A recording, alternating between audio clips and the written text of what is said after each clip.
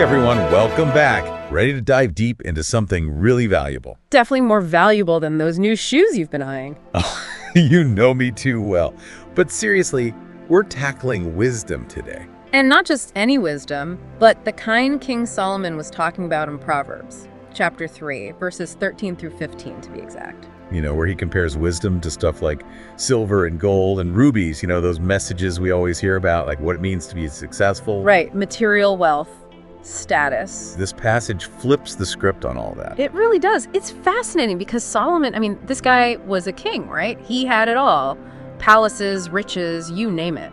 But he's telling us that wisdom tops all of that. Why do you think that is? I think it's easy to forget that back then, wealth was seen as a sign of God's blessing. Oh, like if you were rich, God must favor you. Exactly. Yeah. So when Solomon, with all his wealth, says wisdom is more valuable, well, he's got a point. It makes you wonder, what exactly did he mean by wisdom? It's got to be more than just, knowing a bunch of facts. Right. You hit the nail on the head. It's not about being a walking encyclopedia. The devotional we're looking at really dives into this. Oh, cool. What's it say? Well, it emphasizes this idea of a transformed heart. Transformed heart. Yeah, it talks about Matthew Henry. Remember him? Yeah, vaguely. Well, he connects wisdom to the fear of the Lord. Hold on, fear. Like being scared of God? No, not scared. It's more about deep respect, awe, understanding how amazing God is, and then living your life in a way that honors him. So wisdom is about, aligning your life with God's will. That's a great way to put it. But how do you even do that? Is a transformed heart something you can just decide to have? Or is there something more to it? That's where it gets even more interesting. See, the devotional also points out that true wisdom is a gift from God. Remember James 1.5. Refresh my memory. It says, if any of you lacks wisdom, you should ask God, who gives generously to all without finding fault, and it will be given to you. So to get this wisdom, we need to ask God for it. That's what it says. And that means building a relationship with him. That's where it starts. Okay, that makes sense. But let's bring it back to Solomon for a sec. How did his choice of wisdom over riches actually play out? Well, you know the story in 1 Kings. The one where God appears to him in a dream? Yeah, God offers him anything he wants. Anything. And Solomon asks for wisdom to lead his people well. Exactly. He doesn't ask for more power or a longer life or even more wealth.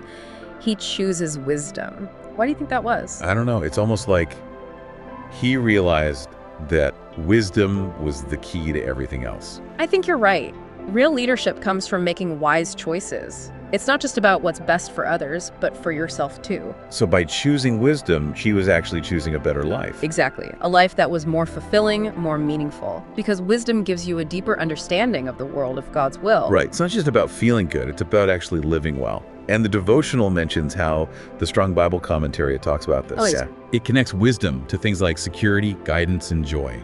Money can't buy that. No, think about it. Navigating life with a sense of security because you know you're on the right track, you're following God's plan, that's true joy. So to wrap it all up, it sounds like this devotional is calling us to shift our focus from the temporary things to what's really important. Yes, material wealth might give you a temporary buzz, but it's wisdom that leads to true fulfillment. And getting that wisdom means going to the source, right? To God. Through prayer, through reading scripture, through trying to live the way he wants us to. Absolutely. It's an active choice every single day. It's like if God appeared to us in a dream right now, like he did to Solomon, what would we ask for? That's a powerful question, and one we all need to answer. If you're listening and you want to explore this more, check out the full devotional text. It's full of wisdom. I'll second that. It's definitely worth a read. Thanks for joining us for this deep dive. And until next time, keep seeking wisdom. See you next time.